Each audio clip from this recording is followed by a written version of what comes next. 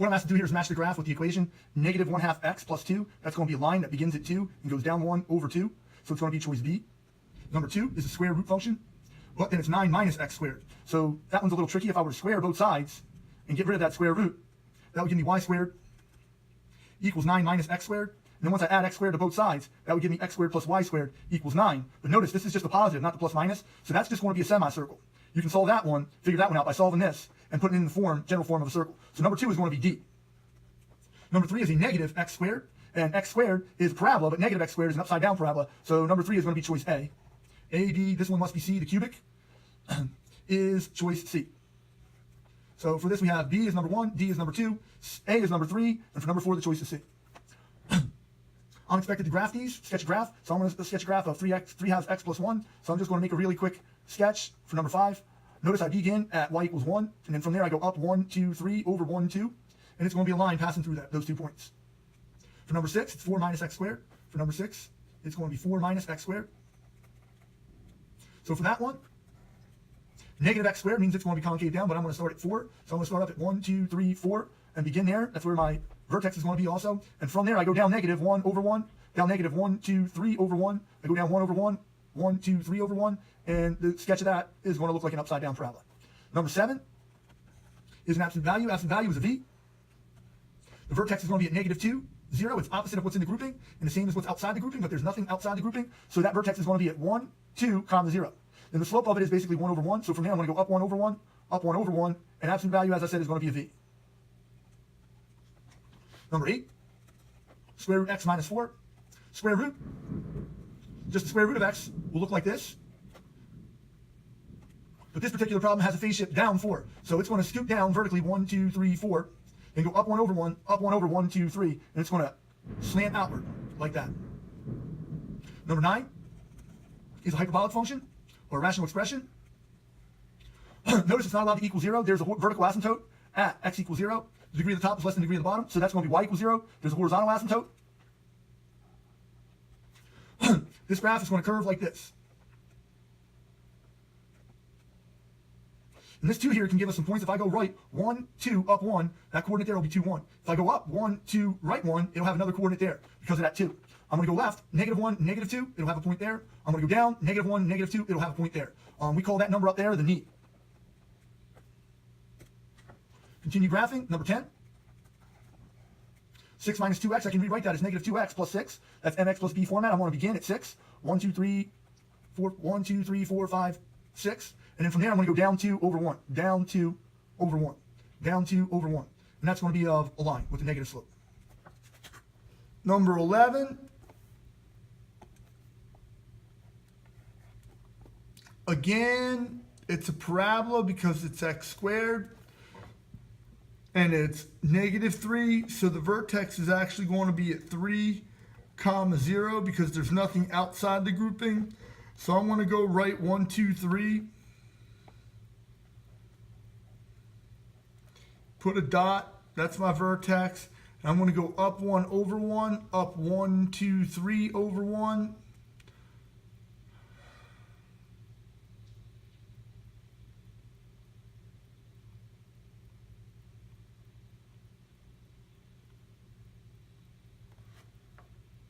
Up 1 over 1, up 1, 2, 3 over 1, and then I'm going to draw my parabola. When we deal with parabolas and radicals, we're going to use the numbers 1, 3, 5. Absolute value for number 12, that has a vertex of 0, negative 1. So I'm going to go to 0, negative 1, and drop a vertex. The slope of that is 1 over 1 out in front, so from there I'm going to go up 1 over 1, up 1 over 1, and this is sort of 2 lines, up 1 over 1. And absolute value gives you a V. Number 13 is a radical function. And I don't like when they put the number in front of the letter, but this one is x plus 2, so it's a nice format. It's not a vertex, it's actually a starting point. It's going to be opposite, and then there's nothing outside, so same. So this starting point is going to be at negative 2, 0. So I'm going to go over negative 1, negative 2, up 0, that's my starting point. From there I go up 1 over 1, just like this, but I go up 1 over 1, then up 1 over 1, 2, 3. So it's going to sweep out to the right, whereas this one sweeps up to the right and up to the left. This just sweeps up and over. Another rational expression. That's going to have a vertical asymptote at x equals 1 if I set the bottom equal to 0. So for number 14, it's going to have a vertical asymptote at x equals 1. And then it's just going to look like the parent function 1 over x. And that's going to have a knee at 1 from the center, left 1, down 1. And it's going to have a knee from here, right 1, up 1. And the curve is going to look like this. All the other numbers, if you were to make a table, would be decimals. It also has a horizontal asymptote at y equals 0 because the degree of the top is less than the degree of the bottom. So it has a horizontal asymptote at y equals 0. Number 15, I'm expecting to graph this piecewise. So let's take a look at this. I'm going to do number 15 here. There's my xy axis. I'm supposed to graph x plus 2 when x is less than 0. I'm going to plug that 0 in. So that's going to give me 0, 1, 2, and it's less than. So at 0, 1, 2, it's an open circle. And then from there, I'm supposed to go up 1, right 1, up 1, right 1, because the slope of this line is 1 over 1, x plus 2. I'm just graphing that line, but it tells me to graph it to the left of 0. So instead of going up 1 over 1, up 1 over 1, I have to continue that process over here on the left. Notice if I'm going left, I go left 1, down 1. But technically, I'm starting way over here, and I'm going up 1 over 1, up 1 over 1. And that's the slope. And I shade it or connect the dots to the left. Now I have 1 minus x. That's actually negative x plus 1 in slope-intercept form. So I begin at 1. And that's a closed dot there. And then from there, I go down 1 over 1, down 1 over 1, down 1 over 1, down 1 over 1, down 1 over 1. And that's going to connect the dots. There's number 15. Number 16. This time, something weird and wonderful happens at 2. So I'm going to take that 2 and plug it in. So 1/2 of 2 is 1. So that's negative 1. 3 minus 1 is 2. So I'm going to go right 2. And then when I plug in 2, I'm going to get 1. I'm sorry, 2. I plug in 2 there. I get 1/2 of 2 is 1. 3 minus 1 is 2. And that is a closed dot at that spot. Now it's supposed to go down 1 over 2. It's supposed to go down 1 over 2. But notice the range tells me that I'm only allowed to go to the left. So instead of going down 1 over 2 and putting a dot there, I'm going to go up 1, left 2. Up 1, left 2. Up 1, left 2. And notice I'm only allowed to draw it from the left to the left. This one starts at 2, x value 2. But when I plug it in, I want to see what y value I get. When I plug in 2, it gives me 4 minus 5. So when I'm at x equals 2, my value is actually negative 1. However, that's an open circle. It's an open circle because there's no line underneath that inequality. So that's going to be an open circle. And this one goes up 2, right 1. Up 2, right 1. Up 2, right 1. And we keep doing that process. Number 17.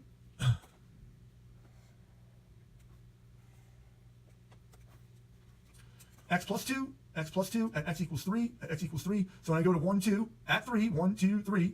I'm sorry, at 1, 2, 3. At 3, when I plug in 3 to this, I get 5. So that's going to be 3, 1, 2, 3, 4, 5.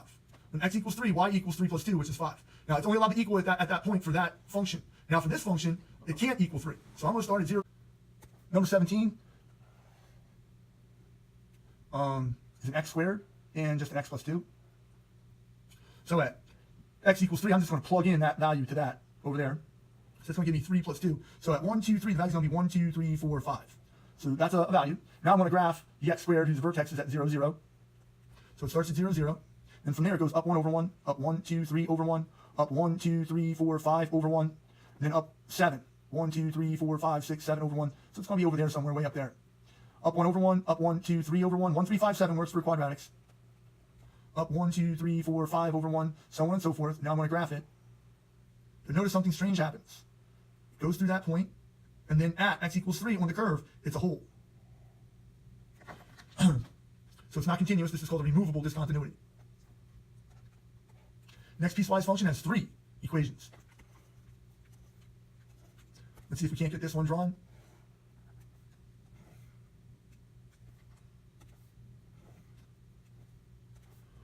Okay, y equals negative 1. That's a Hoy. Y equals negative 1, where x is less than or equal to negative 1. So at negative 1, there's going to be a value, and it's going to be a horizontal line that just keeps going to the left. So this point over here is inconsequential. The next one I graph is going to be this one. It's a little bit more convenient because this is a little tricky. So I'm going to graph negative 2x plus 7. I start at 1, 2, 3, 4, 5, 6, 7.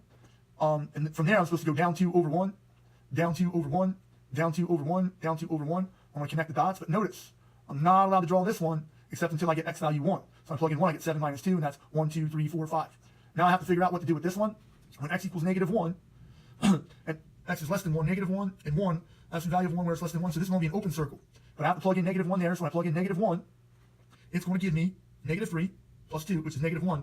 That's going to be an open circle when I plug negative 1 into there. Then when I plug 0 into there, I get 2. Then when I plug 1 into there, I get 1, 2, 3, 4, 5, I bet. Let's see. Yep, 3 plus 2 is 5. And it's going to be those values. And that's the graph of number 18. Number 19, I'm going to rewrite this as sine 1 half x. So I have a trig dx.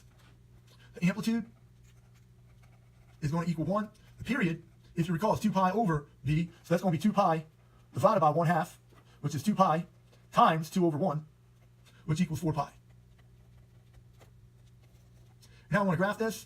So I have my x-axis, I have my y-axis. I'm going to implement my amplitude, which is y equals 1, and y equals -1. I'm going to go out 1, 2, 3, 4, and put 4 pi. Half of 4 pi is 2 pi. Half of 2 pi is pi. That's 1 pi, 2 pi, and this one is 3 pi. I can keep going. Sine curve starts at 0, 0, and this is the sine curve, and then goes up, then goes through, then goes down, and back to. So that curve is going to look like this. And I can continue going, but I'm just going to do one cycle. If I wanted to, I can continue. Just keep bouncing if I wanted to.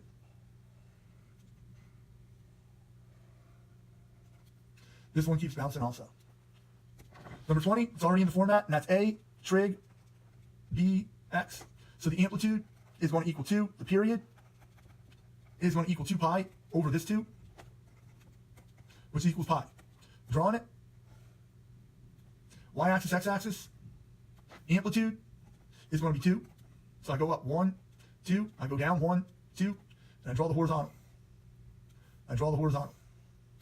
I'm going to go out 1, 2, 3, 4. 1, 2, 3, 4. And cosine starts up high. Then comes down through, goes down low, goes back up through. The period is pi, so under this I put pi. Half of pi is pi over 2. Half of pi over 2 is pi over 4. 1 pi over 4, 2 pi over 4, 3 pi over 4. Number 21 is tangent. Now tangent is actually equal to sine over cosine. And if you notice that on the unit circle, over here at 0, 1, and this is 1, 0, at pi over 2 or 90 degrees, the tangent of pi over 2 is going to be sine over 0 or undefined. And undefined is a vertical line. So this one's a little tricky. So I'm going to draw the x and y axis. But because I have an undefined at pi over 2, I'm going to draw a vertical asymptote at pi over 2. I'm going to draw a vertical asymptote here at 3 pi over 2. And now I'm going to draw a vertical asymptote at negative pi over 2. This one was a little too close. So this is 0, this is pi over 2. This over here is negative pi over 2. This is going to be 1 pi over 4, negative pi over 4. 1 pi over 4, 2 pi over 4, 3 pi over 4, 4 pi over 4.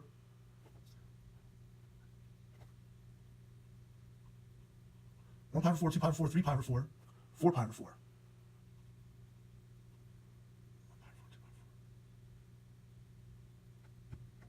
1 pi over 4, 1 pi over 4, 2 pi over 4, 3 pi over 4, 4 pi over 4, which is pi, 5 pi over 4, 6 pi over 4, which is 3 pi over 2, is where the other vertical asymptote is going to be.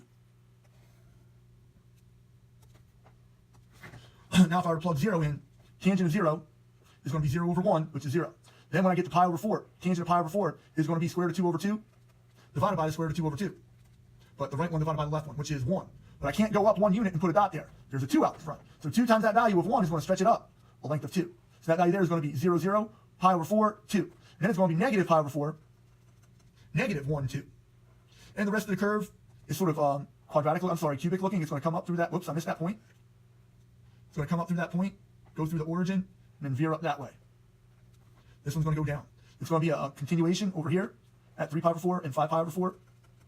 And some people like to draw a nicer line that way and then do the curve down and then do the curve up.